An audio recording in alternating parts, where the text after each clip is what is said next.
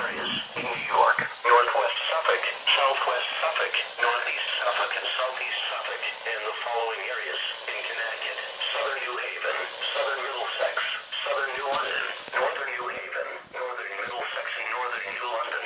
High wind warning in effect until 2 p.m. this afternoon. The National Weather Service in New York has issued high wind warning, which is in effect until 2 p.m. this afternoon.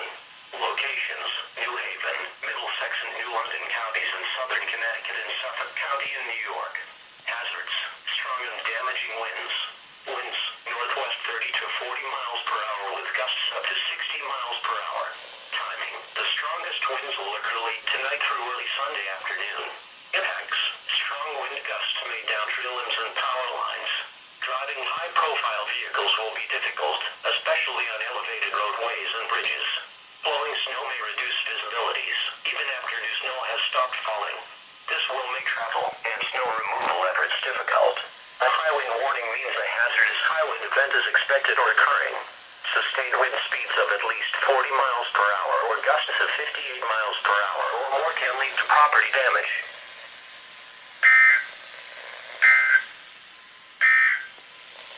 Here is the latest weather map.